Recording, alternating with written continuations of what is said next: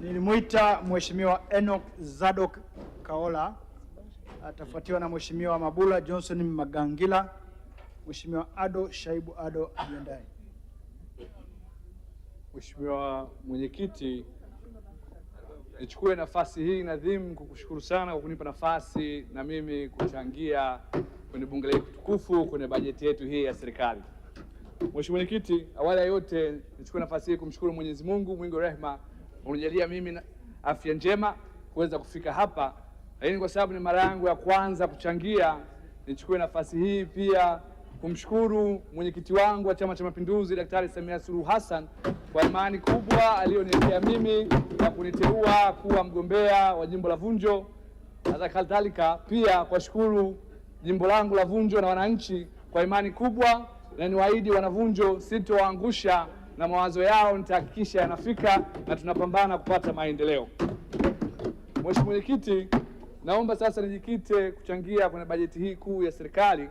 Kwanza kabisa kwa kumpongeza Mheshimiwa Waziri wa Fedha Balozi Hamisi Musa Omar na timu yake nzima, manaibu waziri wawili, kwa bajeti nzuri sana waliowasilisha inayoendelea kuimarisha uchumi wetu na kuanza kujitegemea.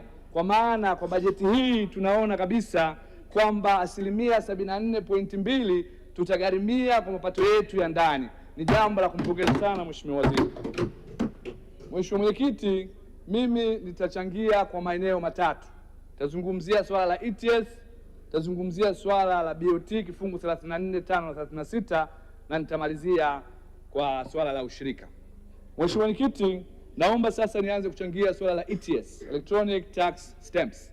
Mheshimiwa Mwenyekiti, tunatambua na tunajua na ilikuwa kwenye taarifa zetu za kamati ya budget kwamba mwaka 2018 TRA iliingia mkataba kwa single sourcing na kampuni inayoitwa SIXPA kwenda kusaidia kuongeza ushuru wa bidhaa, na ilikuwa imewekwa kwa mkakati wa kuweza kuenda kwa phase 2, lakini ilikuwa pia kwamba ndani ya ile miaka mitano ya awali walitakiwa kwamba wameshaweza kufanya build, operate, transfer, lakini pili ilitakiwa kwamba kuwe na transfer of knowledge ili tuweze sisi wenyewe kuweza kufanya hii shughuli.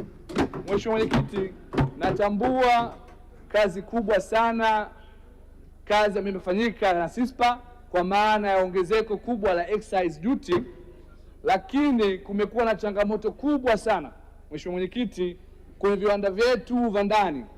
Na hapa Mheshimiwa Mwenyekiti, kwa sababu ni bajeti yetu ya kwanza tukiendelea tukiweka kwenye dira 2050, na nachukua maneno ya Profesa Mkumbo ya business unusual. Mheshimiwa Mwenyekiti, lazima tutambue viwanda vyetu vya ndani vya uzalishaji vinachangia kwa sasa 7.2% ya pato la taifa, na kwenye dira yetu 2050 tunatarajia yaweze kuchangia zaidi ya 20%. Mheshimiwa Mwenyekiti, maana yake lazima tuweke mazingira rafiki ambayo yatawasaidia hivi viwanda viendeleze, viongeze ajira, lakini viongeze uchumi kwenye mambo ya mapato. Mheshimiwa Mwenyekiti, kwa sababu mradi huu umekuwa self financing, hawa wadau wa nje wamefanya jambo linaitwa front loading. Maana yake wameweka gharama kubwa sana ili kuweza kurudisha hizo fedha ndani ya miaka mitano. Mheshimiwa Mwenyekiti, mpaka tunavyoongea sasa hivi kwa tafiti ambazo zimefanyika, gharama hizi ni zaidi ya 60% ukilinganisha na nchi za jirani.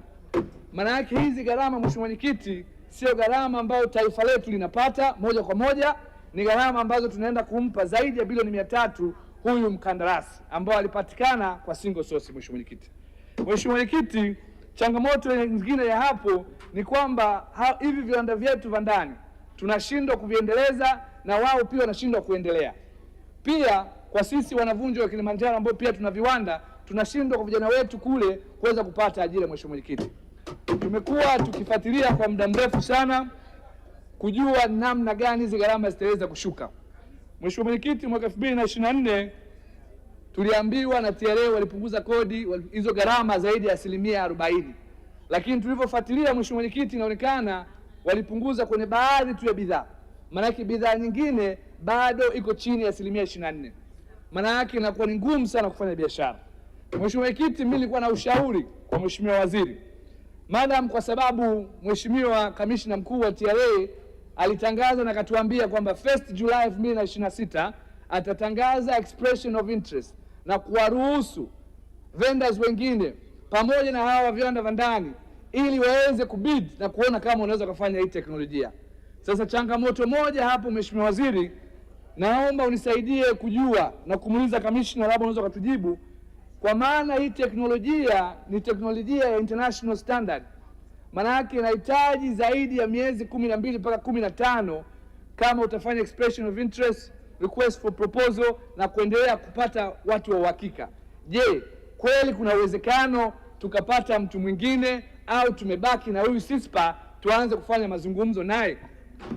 Mheshimiwa Mwenyekiti, kitu ambacho kinaongezea gharama, lazima tutambue zaidi ya 70% ya gharama hizi huwa ni fedha ambazo zinaenda nje. Maanake ni 30% ambayo inabaki hapa. Serikali inapoteza mapato kwa maana ya corporate tax ya hawa viwanda vya hapa. Mheshimiwa Mwenyekiti, walipoanza 2018 kulikuwa na walipa kodi jumla 57.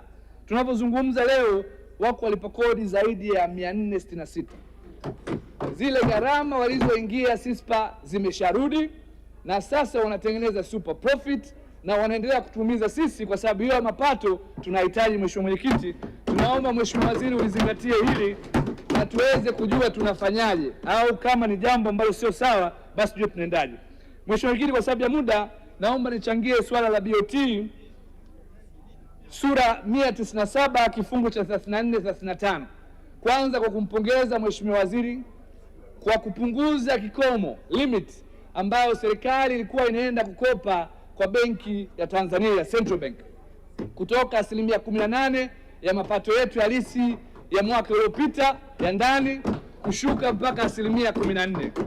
Lakini Mheshimiwa Mwenyekiti, pamoja na pongezi hizo, ukiangalia kifungu 35 na 36 kinazungumzia masuala ya riba, lakini pia na muda serikali inatakiwa irudishe hizo fedha. Mheshimiwa Mwenyekiti, hapa nilikuwa na ushauri, tukilinganisha standard za SADC ambao sisi ni moja wa jumuiya, wao kikomo kimesema kiwe kuanzia 5% mpaka 10% ya mapato halisi ya ndani ya mwaka uliopita. Kwenye kikomo cha East Africa kiko kwenye 10% mpaka 12.5. Mheshimiwa Waziri, ningetamani kujua au kuelewa, kwa sababu umeonyesha mapato ya miaka mitatu. Je, ndani ya hii miaka mitatu tunaweza na sisi kufika kwenye single digit au even better kwenda kwenye zero digit kabisa, kwa sababu tunataka tuongeze fiscal discipline na tuende kwenye ile dhana ya business unusual. Kwa sasa Mheshimiwa Mwenyekiti, nadhani watu wetu wamezoea kwamba ni rahisi kwenda kuchukua overdraft kwenye Central Bank, wakati jukumu la Central Bank ni kuhakikisha wanapambana na inflation rate ili isipande, lakini pia supervision ya hizi financial sector zetu. Tunaweza tukaangalia debt market yetu, tukaja na alternative financing nzuri zaidi kuliko kukaa kwenye ile traditional financing. Mheshimiwa Waziri, na kuomba sana angalia hilo jambo. Tukilinganisha nchi ambazo ziko karibu na sisi kwa maana ya Angola pamoja na Zambia na DRC, tunaweza kuona kwamba wenzetu Angola wao wako 0%, wenzetu DRC wao wako 0%. Mimi naamini inawezekana tukiweka mikakati tukafunga mkanda na yale matumizi yasiyokuwa na lazima tukaweza kuyabana ili tuwe na balanced book. Mheshimiwa Mwenyekiti, naomba sasa kwa mwisho kuchangia swala la ushirika. Kama inavyojulikana, mimi ni mbunge wa Vunjo, tunatoka mkoa wa Kilimanjaro ambao sisi ndio waanzilishi wa zao la kahawa. Mheshimiwa Mwenyekiti, Vunjo ndio makao makuu na malango kuu ya kuingia mlima wa Kilimanjaro. Lakini zaidi ya miaka 20 sasa hivi, Mheshimiwa Mwenyekiti, chama chetu cha ushirika cha KNCU kimekuwa kikipitia wakati mgumu sana wa ubadhirifu mkubwa, kupoteza fedha, lakini hatua kutochukuliwa.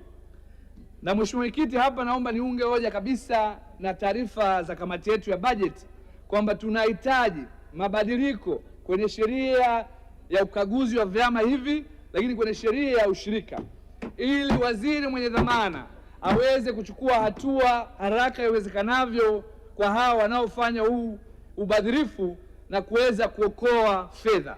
Mheshimiwa Mwenyekiti, nitakupa mfano mmoja. Pale Marangu Mtoni tunapozungumkia unapoenda mlima wa Kilimanjaro, mwaka 2005 wawekezaji waliingia mkataba na KNCU na wakakubaliana kwamba walikuwa wanaenda kuendeleza yale masoko na kujenga choo. Zaidi ya miaka sasa 20 na hakuna choo kwenye ile soko, lakini pia mandhari yake ni mabaya sana. Mheshimiwa Mwenyekiti, cha mwisho kabla ya kuhitimisha ni swala la Coasco, kwamba wakaguzi hawa wanalipwa na vyama vya ushirika ili wakague. Tunaomba sana sheria hii ibadilishwe haraka iwezekanavyo. Na Mheshimiwa Mwenyekiti, nashukuru sana, na mimi pia kwa niaba ya wananchi wa Vunjo naunga hoja. Asante sana kwa kunisikiliza. Asante sana.